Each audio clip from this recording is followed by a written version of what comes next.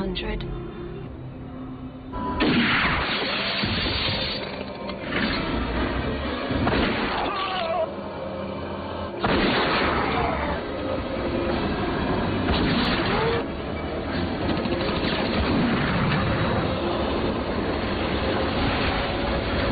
Halo kawan subscribe semuanya, gimana kabarnya? Semoga kalian semua sehat selalu dan dimudahkan rezekinya. Kali ini saya akan membahas film yang berjudul Silent Trigger tahun 1996 yang menceritakan tentang pembalasan seorang sniper handal mantan pasukan khusus yang dijebak oleh atasannya sendiri. Oke, tidak usah banyak bacot ngomel-ngomel takutnya disangka emak-emak. Langsung saja kita ke alur ceritanya.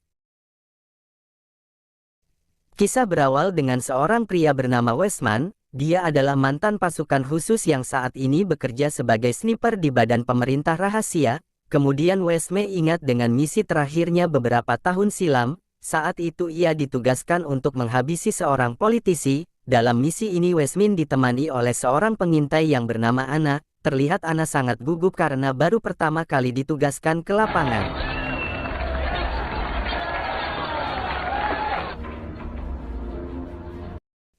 Ketika target telah dalam bidikan dan atasannya memerintahkan untuk menembak, tapi Westman melihat targetnya sedang menggendong bayi sehingga dia menunda tembakannya.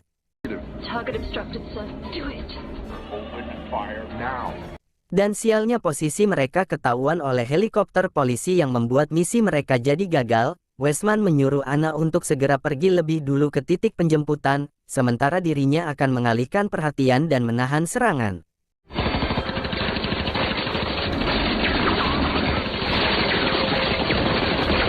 Kemudian kita diperlihatkan kemampuan Westman yang menghabisi musuhnya dengan brutal, menghabisi para polisi yang akan menangkap mereka berdua.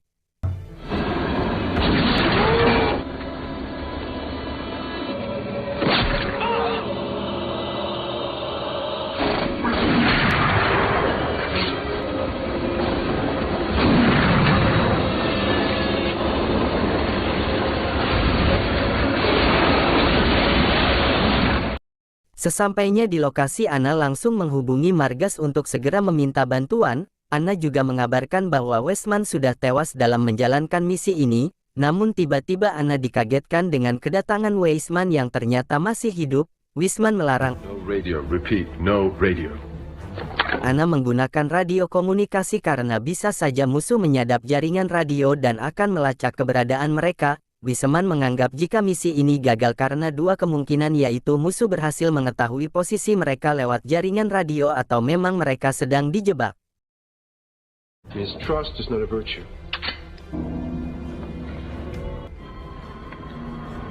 Lalu Westman mengajak Anna ke lokasi penjemputan kedua dengan mengandalkan sebuah peta. Saat menyusuri hutan, Westman melihat musuh yang sedang memburunya. Tanpa pikir panjang dia langsung mengajar mereka dan membawa kabur mobilnya.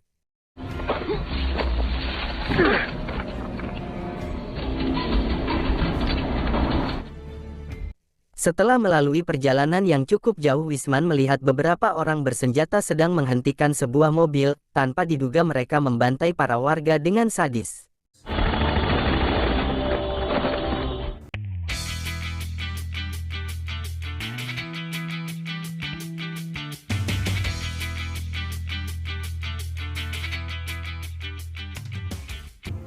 Osborne.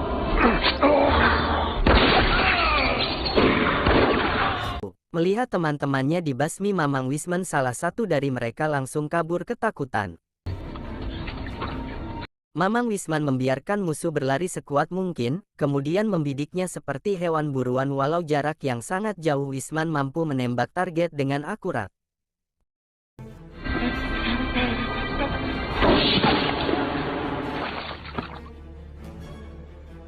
Mereka kembali melanjutkan perjalanan hingga sampai di sebuah wilayah berbahaya yang sedang terjadi peperangan. Mereka pun berlari mencari tempat bersembunyian dan menunggu momen yang tepat untuk segera kabur dari sana.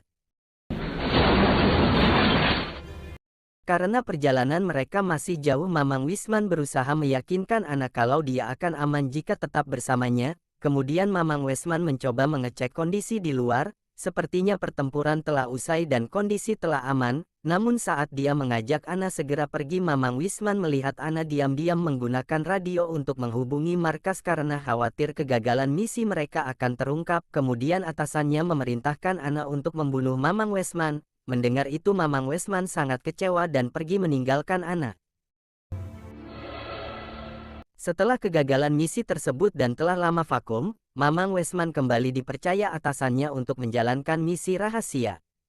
Malamnya Mamang Wisman mendatangi gedung pencakar langit yang masih belum selesai dibangun. Gedung ini hanya dijaga oleh 2 orang security yang bernama Tom dan Jerry. Mamang Wisman kemudian menyelinap masuk ke dalam gedung dengan membobol kawat dan mematikan CCTV. Di sana Mamang Wisman akan mencari posisi yang strategis untuk menembak target.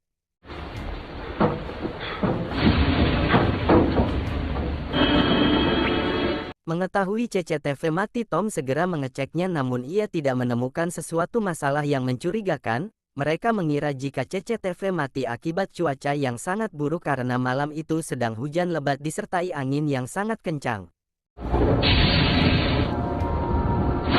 Di tengah derasnya hujan ada sebuah mobil yang datang dan ternyata itu adalah Anna.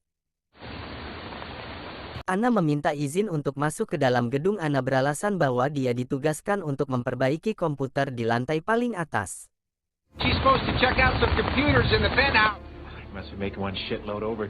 Karena terpesona dengan kecantikan wajah Anna, Tom mengizinkannya untuk masuk. Kemudian Tom mengantar Anna dengan menggunakan ia menodongkan pistol tepat di masa depannya Tom. Dengan terpaksa Tom meninggalkan Anna dengan wajah ketakutan. Dia lalu menceritakan kepada Jerry kalau dirinya telah diancam anak dengan sebuah pistol. Jerry menyarankan Tom untuk melaporkan Anna kepada polisi karena membawa senjata api, tapi Tom tidak mau melibatkan polisi karena dia sendiri yang akan menangani Anna.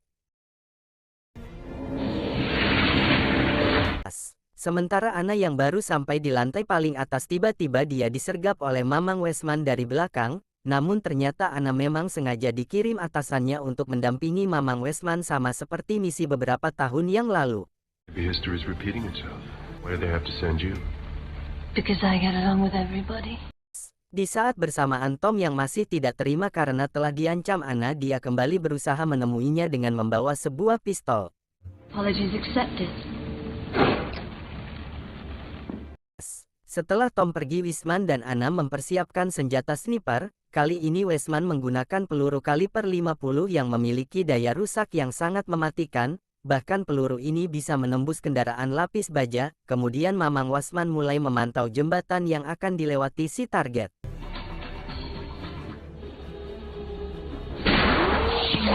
Menurut si Mamang Wisman, misi ini sangat sulit karena jarak tembak hampir mencapai 2 km. Oleh karena itu Mamang Wisman menganalisa situasi dengan menaiki atap gedung.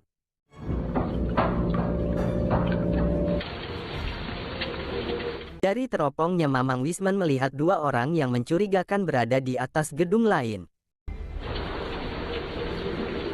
Sedangkan Jerry yang berada di ruang kontrol melihat tanda bahaya di menara gedung, dia pun segera pergi untuk memeriksanya. Anna yang mengetahui kedatangan Jerry, ia berhasil meyakinkannya kalau ia sekarang sedang memperbaiki sistem yang rusak, sementara Mamang Wisman sedang memasang bom di beberapa lokasi dan juga area live. Di sini kita bisa mengetahui kalau Mamang Wisman sedang mengantisipasi situasi terburuk yang akan terjadi. Namun di saat bersamaan lift itu digunakan Jerry untuk kembali turun.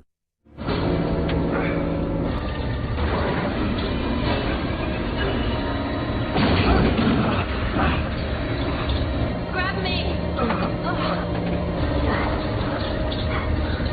Thank you. Seusai menyelamatkan Mamang Wisman, Anna kemudian pergi ke toilet untuk membersihkan diri. Namun tiba-tiba ia dikagetkan dengan kemunculan Tom yang akan melecehkannya. Tentu saja Anna kewalahan melawan Tom sehingga ia dipukuli sampai terkapar. Saat Tom akan memasukkan si Otong ke dalam serabi lempit, beruntungnya Wisman datang dengan menodongkan pistol. Namun di sini tidak bisa berbuat banyak karena situ menyandera Anna dan mengancam akan membunuhnya. Kemudian Tom membawa Anna kabur dengan menaiki lift. Mengetahui Anna dalam bahaya, Mamang Wisman langsung beraksi untuk menyelamatkannya.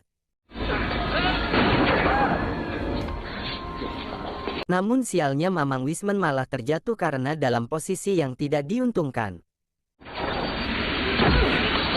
Mamang Wisman yang terjatuh berhasil selamat dan ia berusaha bangkit untuk menolong Anna. Setelah keluar dari lift kemudian memborgol Anna dan akan membunuh Mamang Wisman. Tapi pada akhirnya justru dialah yang dihajar habis-habisan oleh Wisman.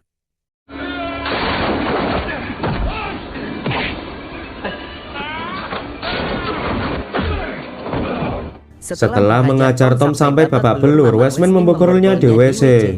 But your one luck is scumbag. Malam itu Anna mengungkapkan perasaannya kalau dia jatuh cinta kepada Mamang Wisman sejak mereka menjalankan misi bersama dulu. Di tengah guyuran hujan di luar mereka pun menikmati malam dengan bercinta. Ketika Mamang Wisman bangun ia melihat banyak genangan air yang keluar dari WC. Saat diperiksa rupanya Tom berhasil meloloskan diri dan meminta pertolongan kepada Jerry. Tapi bukannya mendapat bantuan, Jerry malah menembaknya hingga tewas.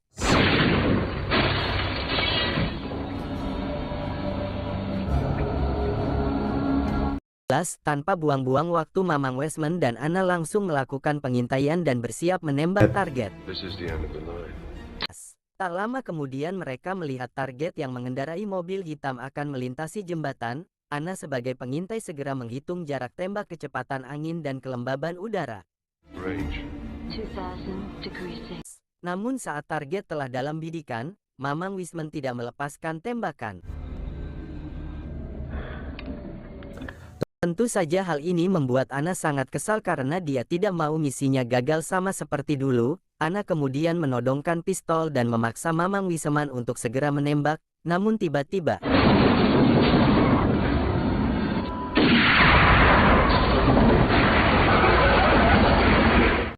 rupanya target ditembak oleh sniper lain yang juga mengincar Wisman. Mamang langsung membalas serangan sniper musuh sebagai aksi perlindungan diri.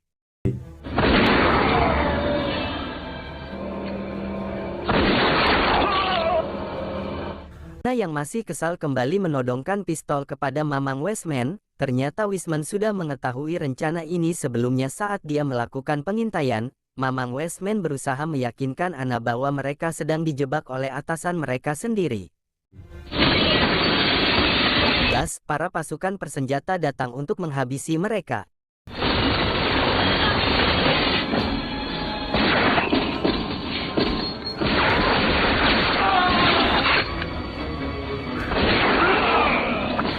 Dengan keahliannya sebagai mantan pasukan khusus, Mamang Wisman berhasil menghabisi mereka semua.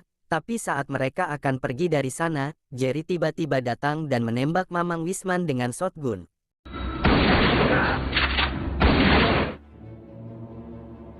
Dan dari sinilah sebuah fakta terungkap, ternyata Jerry adalah atasan mereka yang selama ini memberikan misi kepada Mamang Wisman. Dan Jerry juga mengatakan kalau tujuan dalam misi ini dia ingin menjebak dan membunuh Mamang Wisman untuk dijadikan kambing hitam. Karena jika Mamang Wisman mati maka kasus ini akan sulit terungkap. Jerry yang sudah merasa puas membunuh si Mamang kemudian menggunakan lift yang sudah dipasangi bom.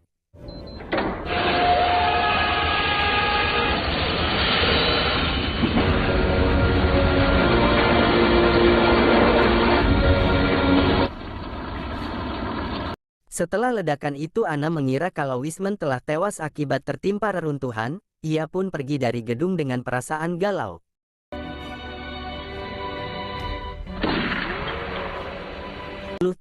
Tanpa diduga Wisman ternyata berhasil selamat dari tembakan shotgun dan film pun selesai. Oke kawan, terima kasih sudah menonton video ini sampai selesai. Sampai jumpa bagi kawan yang udah mampir dan jangan lupa bantu supportnya supaya saya tetap bisa menghibur kalian. Bye-bye.